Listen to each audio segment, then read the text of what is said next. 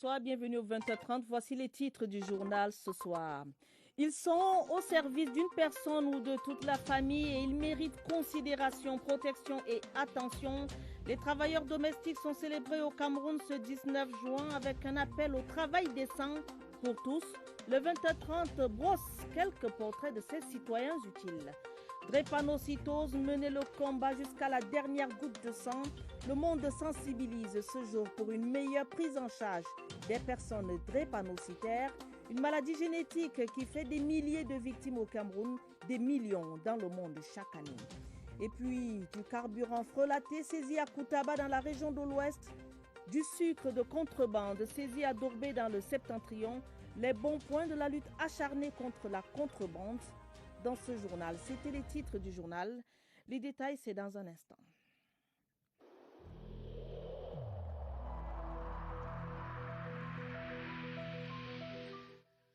Je vous exhorte de nouveau à porter vos masques, à vous laver régulièrement les mains et à faire appel à un médecin ou à tout autre personnel de santé au cas où des symptômes apparaissent. C'est le seul moyen de préserver les vies et de freiner la propagation du virus.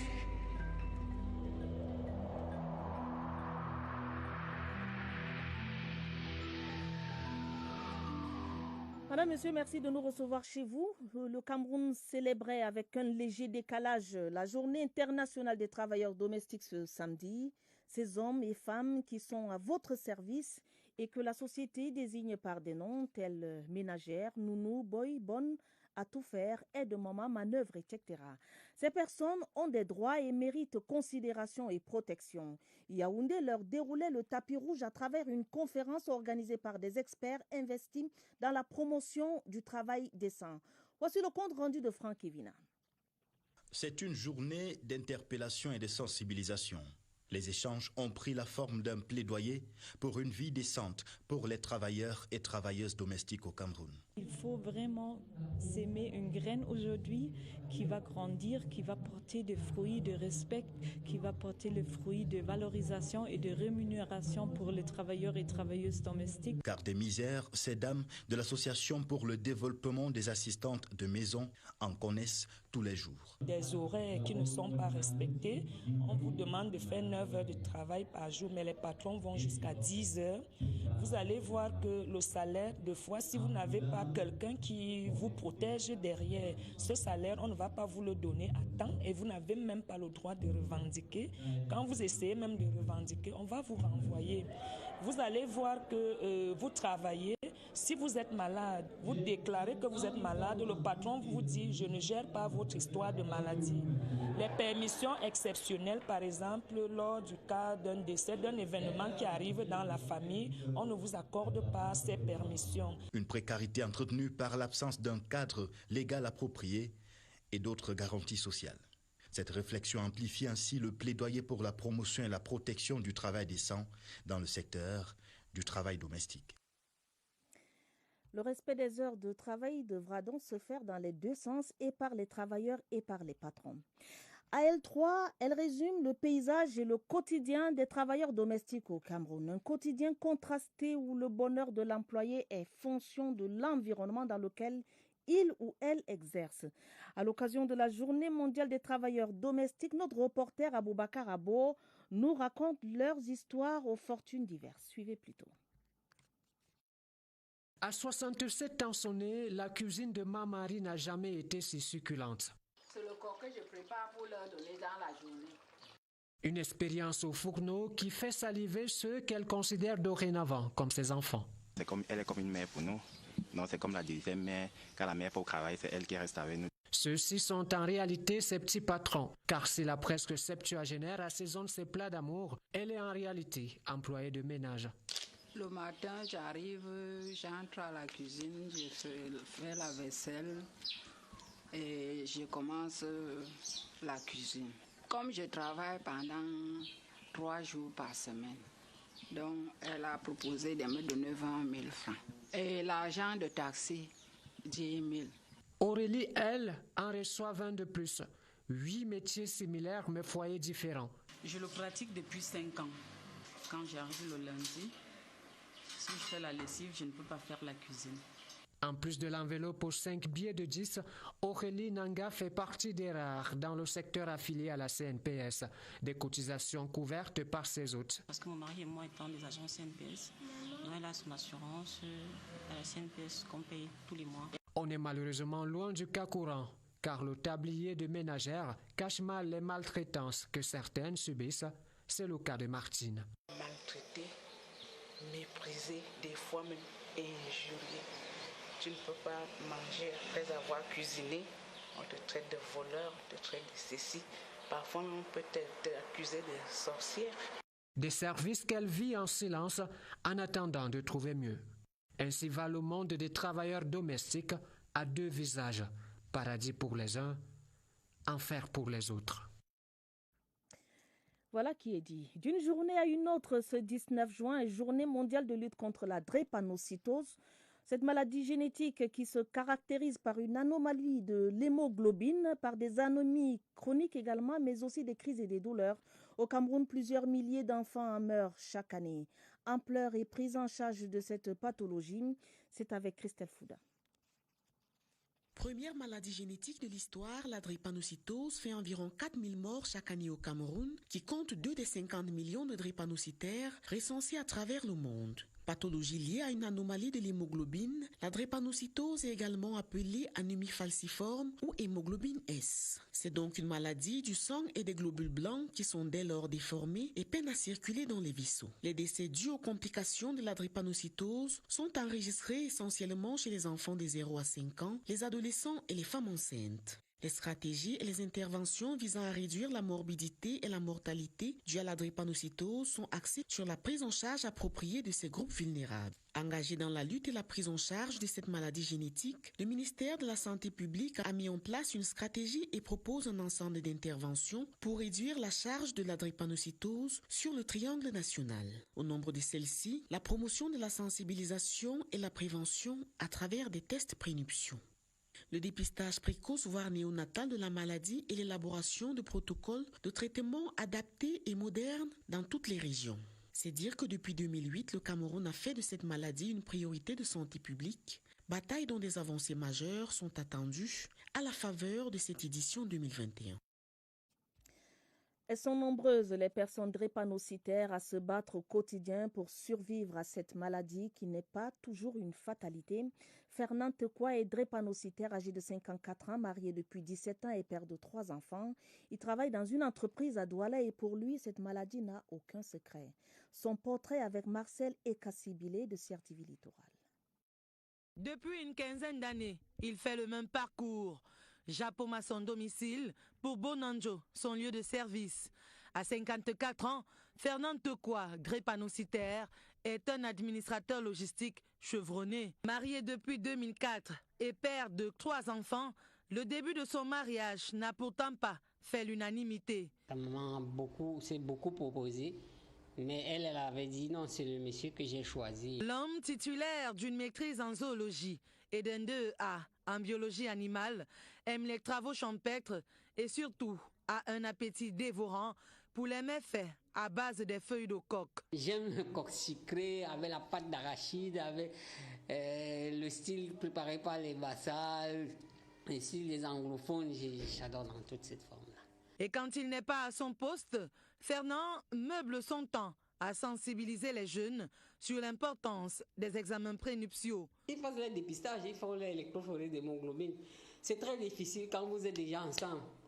Mais quand vous pouvez encore, il vaut mieux éviter de faire une drépanocytose. C'est très difficile. Ses proches reconnaissent en lui bravoure et optimisme au quotidien. Il a été toujours un homme appréciable, gentil, très, très bon. Et au-delà de son hygiène de vie stricte, son sourire reste le secret majeur de la longévité de cet homme qui ne s'est jamais laissé abattre par la maladie.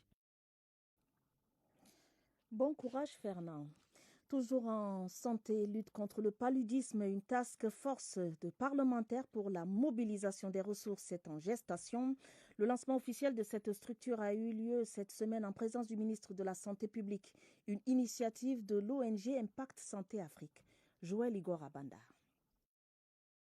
Estimation de l'Organisation mondiale de la santé, le Cameroun fait partie des 11 pays les plus touchés dans le monde par le paludisme, avec environ 7,3 millions de cas et 11 500 décès chaque année. Et pour un Cameroun émergent sans paludisme d'ici 2035, l'ONG Impact Santé Afrique et le Programme national de lutte contre le paludisme lancent ici une task force des parlementaires. Ce qu'on attend des parlementaires, c'est la mobilisation du budget de l'État pour la santé.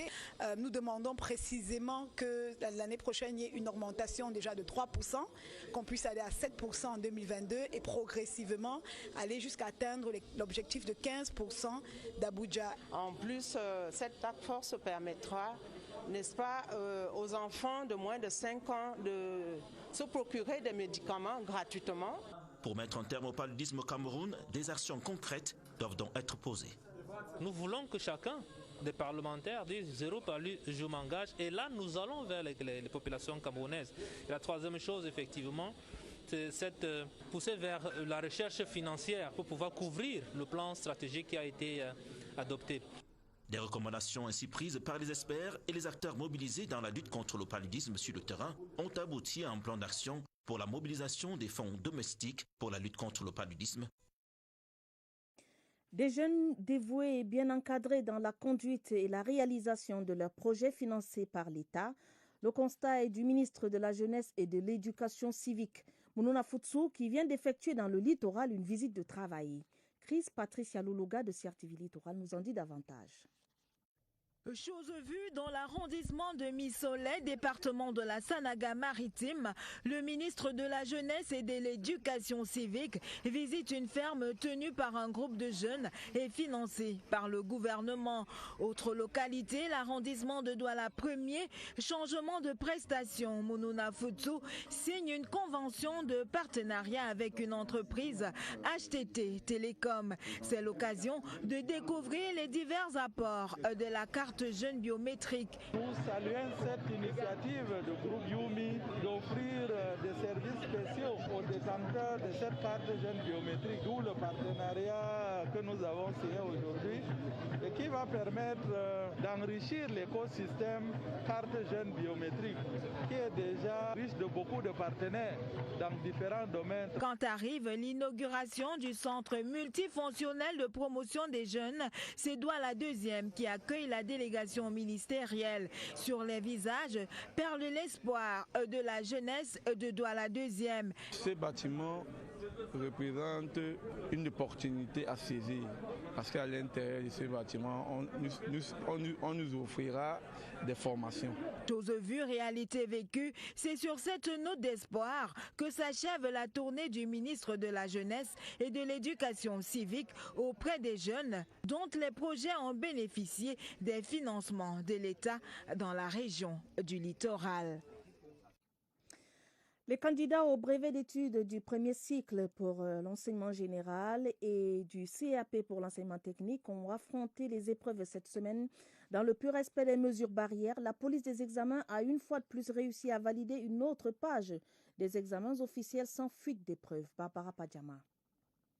Une autre semaine de validé pour le MINSEC. Le BEPC, le CAP, le bac technique et le brevet des techniciens ont rallongé la liste des examens déjà épuisés. Ici en Colétonne, on a même composé en plusieurs langues du monde. 52 candidats de la session bilingue, 131 candidats de la série allemand, 321 candidats de la série espagnole, 43 candidats de la série chinois et 26 candidats de la série italien. Note satisfaisante dans l'ensemble des épreuves. L'office du bac, la police des examens ont réussi à braver le contexte de la pandémie. Port obligatoire des masques, lavage des mains au scanner des candidats.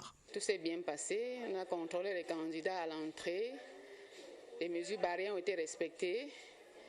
Et devant les salles, chaque candidat s'est fouillé lui-même comme ça a été recommandé. Près de 270 000 candidats au brevet d'études du premier cycle et certificat d'aptitude professionnelle et 11 000 au brevet et baccalauréat technique ont écrit sans fausse note. Dès lundi, une autre page sera tournée. Parlons maintenant de coopération. Le Cameroun et le Brésil sur la même longueur d'onde. Les ministres des Affaires étrangères des deux pays mènent des réflexions politiques conjointes, des thématiques d'ordre régional, multilatéral et de coopération. La délégation camerounaise était représentée par Oumaro Chinoun, le secrétaire général du ministère des Relations extérieures, et celle du Brésil par son Excellence Viviane Los San Martin, ambassadeur du Brésil au Cameroun. Voici la synthèse des échanges avec William Badier.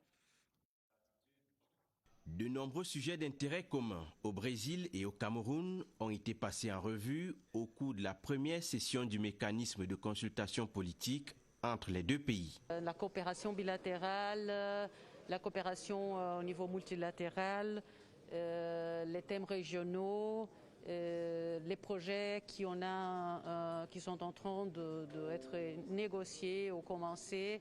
Une séance de travail productive touchant plusieurs secteurs d'activité dans la coopération bilatérale. Je suis certaine qu'avec ce nouveau mécanisme, on va pouvoir avancer plus rapidement parce qu'on a maintenant une façon de faire un follow-up sur notre coopération, ce qui nous aide aussi à, disons, faire bouger les choses plus vite. Dans ces travaux, la délégation camerounaise était conduite par Oumaro Chinoun, le secrétaire général du ministère des Relations extérieures, celle du Brésil par son Excellence Viviane Los San Martin, l'ambassadeur du Brésil au Cameroun. 4,5 milliards de francs CFA, c'est le montant de l'enveloppe du projet Filets sociaux au bénéfice de 20 000 ménages dans la région du Sud Cameroun. Des chiffres dévoilés à Ebolova par le coordonnateur national du projet Filets sociaux, Michelin Dio, au cours de l'atelier renforcement des capacités des gestionnaires locaux de ce projet dans le Sud. Charles Lebon-Noesso de CRTV Sud. Près de 20 000 personnes sont bénéficiaires du projet Filets sociaux dans la région du Sud. Cet objectif gouvernemental visant à réduire la pauvreté transforme progressivement la vie des populations. J'ai bénéficié première fois de 20 000, deuxième fois 20 000, ça me fait 40 000. Et ces 40 000 là m'a beaucoup aidé parce que j'avais un congélateur qui était en panne. J'ai pu réparer avec ça pour me débrouiller avec. Je remercie le Seigneur Tout-Puissant et je remercie le président de la République parce que ça m'a fait avancer. Pour davantage mieux encadrer les populations, l'organisation renforce régulièrement les capacités des gestionnaires. C'est le cas des répondants de l'ONG Saint-Albert Charity, chargé d'appuyer la mise en œuvre des phases 8 et 9 du projet Filets sociaux. Nous avons déjà sélectionné un bon nombre de bénéficiaires. Nous avons commencé les paiements dans certaines communes de transport monétaire ordinaire pour 8 000 bénéficiaires. Le transfert monétaire en échange des travaux publics à haute intensité de main-d'œuvre, ce que nous appelons les TIMO, pour 6 500 bénéficiaires. Et puis les transferts monétaires d'urgence reposent contre le Covid pour 5 000 bénéficiaires. Je crois que l'enveloppe, c'est autour de 4,5 milliards. Mais cette belle ambition des pouvoirs publics rencontre encore quelques obstacles sur le terrain. D'où l'appel à une participation générale et synergie des populations, les autorités et les gestionnaires, afin de redonner plus de sourires et de rêves aux populations du Sud. 1000 litres de carburant de provenance douteuse saisis à Koutaba dans la région de l'Ouest. L'opération conduite par le comité régional de lutte contre la fraude des produits pétroliers a permis de mettre la main sur des trafiquants véreux qui foulent aux pieds toute réglementation et mettent en danger la vie des riverains. Voici le reportage de André Aristide des combats de CRTV Ouest. L'endroit est des plus insoupçonnés, dans le sous-sol d'un immeuble en bordure de route en plein centre-ville de Koutaba. L'appartement banal est rempli de bidons de carburant de provenance douteuse, mais le poteau rose a fait long feu. À la suite des informations que nous avons reçues, sommes descendus sur ce site, sur instruction de monsieur le gouverneur, pour démanteler cet autre réseau de trafiquants de carburant dans la ville de Koutaba. Pour décourager les acteurs et leurs complices, les bidons vides ont été détruits et ceux remplis ont été saisis et embarqués. Le site du magasin de stockage présente plusieurs dangers avec le feu de bois à proximité et les stations de soudure métallique non loin. D'où ce message de sensibilisation. Un message aux populations de dénoncer ces auteurs, les auteurs de ces actes qui pratiquent une activité qui est extrêmement dangereuse pour leur propre vie. La cargaison a été conduite sous bonne escorte dans les locaux de la SCDP à Bafoussam pour des tests de qualité. La suite est une alternative, la vente aux enchères publiques ou la destruction pure et simple. Toujours dans le cadre de la traque des contrebandiers, les éléments de l'opération Halte au commerce illicite viennent de saisir 24 tonnes de sucre frauduleux. C'était à Dourbé et à la frontière avec le Nigeria. Le commandant de l'opération Alcomi 3, zone 3, revient sur les circonstances ayant conduit à la réussite de cette opération. Jude Mofor est interviewé par Ibrahim Mohamed Abbassi. On vient de mettre la main sur 480 sacs de sucre de 50 kg importés frauduleusement par un importateur qui ne veut pas respecter la loi.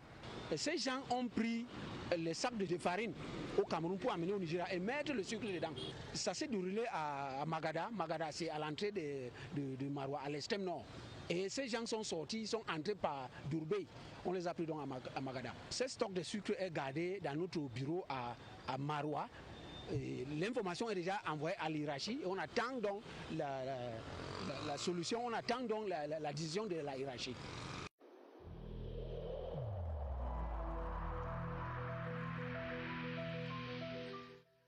Je vous exhorte de nouveau à porter vos masques, à vous laver régulièrement les mains et à faire appel à un médecin ou à tout autre personnel de santé au cas où des symptômes apparaissent. C'est le seul moyen de préserver les vies et de freiner la propagation du virus.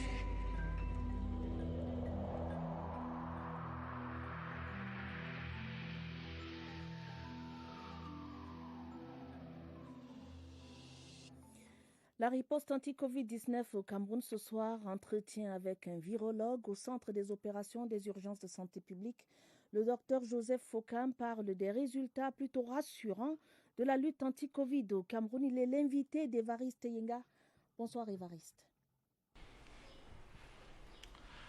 Bonsoir. Le virus SARS-CoV-2 est-il aussi virulent qu'il y a 6 mois, 1 an ? Question ce soir au docteur Joseph Fokam, il est virologue au Centre international de référence Chantal Biya. Docteur, bonsoir. Bonsoir Évariste. Quel est l'état de virulence actuellement du virus SARS-CoV-2 au Cameroun? Effectivement, Évariste, ce que nous observons ces derniers temps, c'est une baisse significative en matière de nombre de nouveaux cas que nous enregistrons, ce qui suppose que nous sommes à la fin de la deuxième vague pour la Covid-19 au Cameroun. Ceci ne veut pour autant pas dire que le virus n'est plus virulent. Le virus est présent, mais circule à des taux très faibles. Si nous ne faisons pas attention, on court le risque de faire face à une troisième vague. Raison pour laquelle, avec cette baisse épidémiologique, nous voulions donc profiter grandement de demander non seulement au respect des mesures barrières, mais également à une participation massive à la vaccination, ce qui nous permettrait réellement de gagner ce bénéfice de baisse avec cette deuxième vague. Mais dites de manière comparée, est-ce que les risques de létalité sont les mêmes que lorsqu'on traversait le premier et le deuxième pic? Le virus garde la même létalité. Alors pour les personnes qui sont infectées aujourd'hui par la Covid-19, on a très peu de cas en réanimation ou bien sous oxygène, juste parce qu'on a très peu de nouveaux cas également. Mais pour les personnes malades, le risque reste le même, raison pour laquelle le respect de ces mesures barrières, même en cette période de baisse de l'épidémie, reste encore de rigueur. Merci à vous, docteur Joseph Fokam. Vous l'avez noté, les risques, ils sont de moins en moins présents. Le virus, il est de moins en moins dangereux pour les populations. Seulement, toutes les indications de départ restent de mise. À vous le plateau. Merci Évariste Yenga pour toutes ces assurances. Le nonce apostolique au Cameroun et en Guinée équatoriale exhorte les populations de la région du Nord à continuer de maintenir vive la flamme de la paix et du vivre ensemble. Message délivré à Garoua par Monseigneur Julio Mourat en visite pastorale dans cette partie du pays. Claver Pascal Ndanga de CRTV Nord. Ambiance festive à l'aéroport international de Garoua.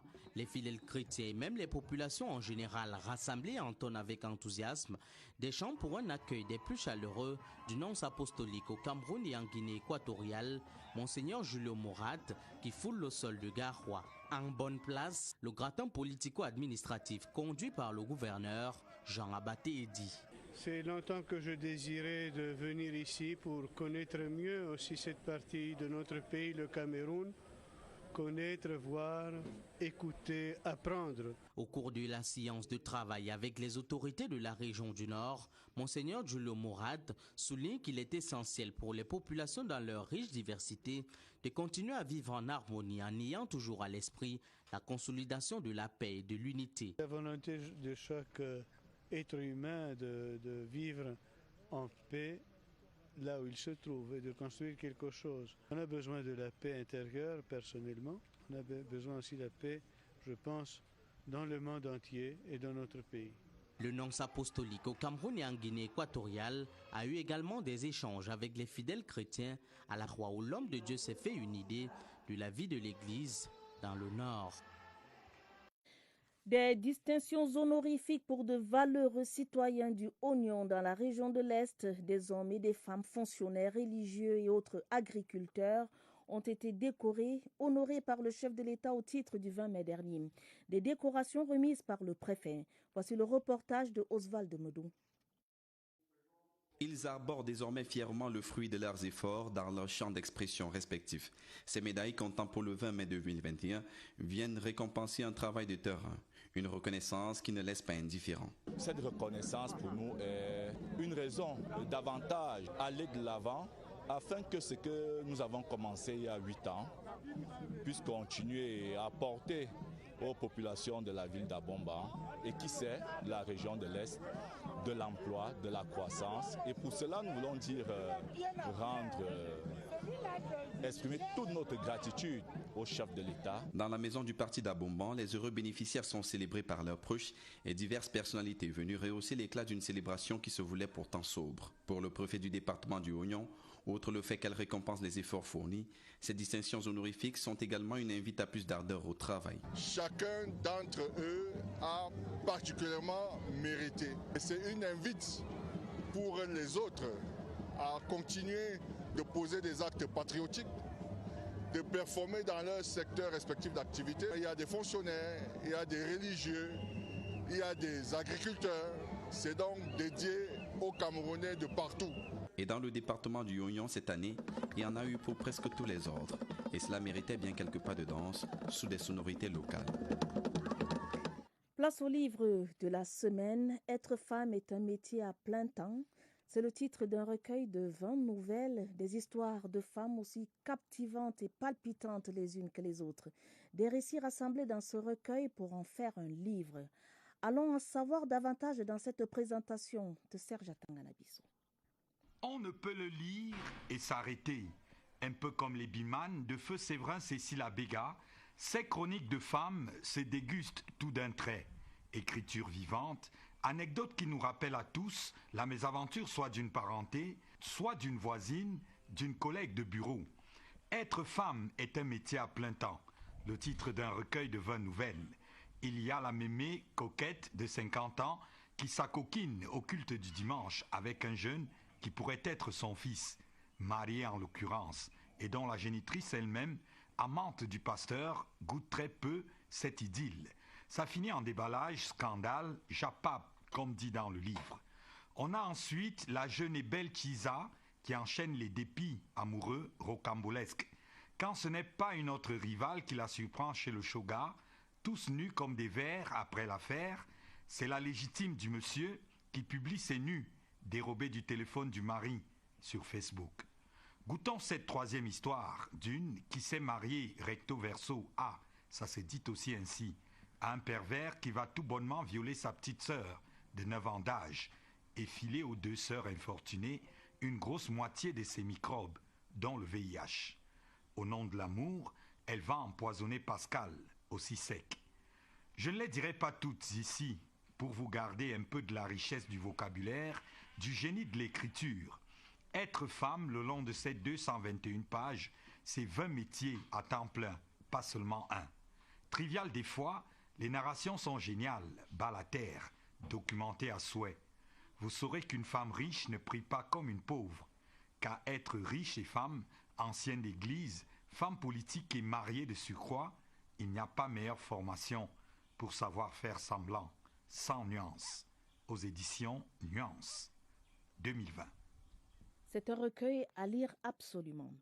Coupe de la Confédération africaine de football, la demi-finale Coton Sport Jeunesse Sportive de Kabylie aura lieu demain dimanche à 17h au stade Omnisport Amadou Ahidjo de Yaoundé. Les deux équipes ont tenu leur conférence de presse d'avant-match ce samedi avant la reconnaissance de l'aire de jeu. Veille de match, c'est un reportage d'Évariste Yenga. Arbitral de la demi-finale Coton Sport JS Kabylie est égyptien. Ici, Amin Mohamed Omar, l'arbitre central, ses deux assistants et le quatrième arbitre à l'échauffement.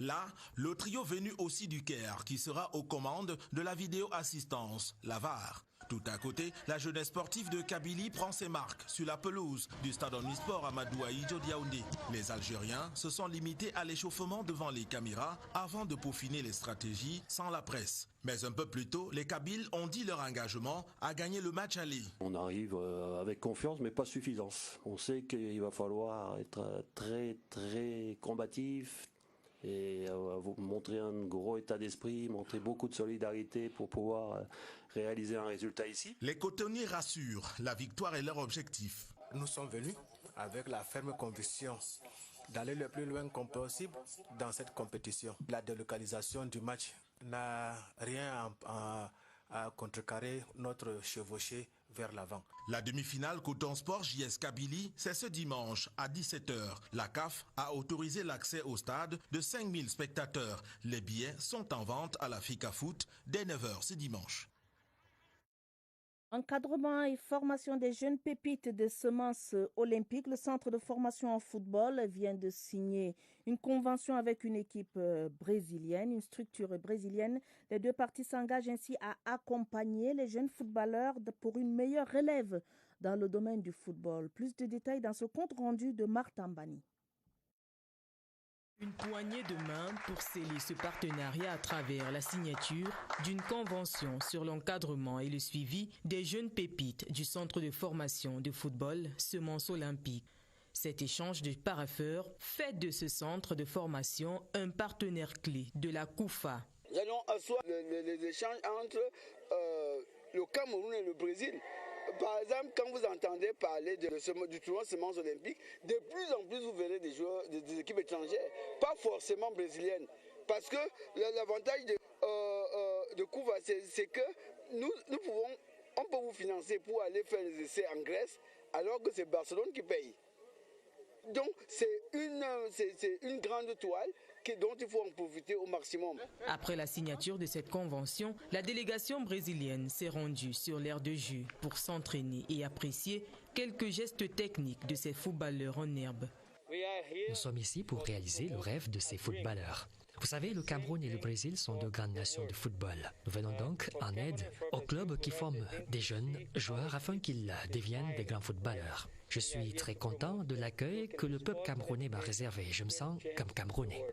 Accompagner ces jeunes dans les études et dans la formation au football, les deux parties s'y sont engagées. Voilà qui met fin à ce journal, une édition préparée avec la collaboration de Sidouane Monkam, Raïssa Nzié et Christelle Beyina Nkomolone. Prochain rendez-vous avec l'information minuit, vous serez en compagnie de Joseph Gouetta-Mandeng et de Ewane Epolé. Madame, Monsieur, votre fidélité nous honore. Prenez soin de vous, prenez soin de vos familles. Bonne soirée à tous.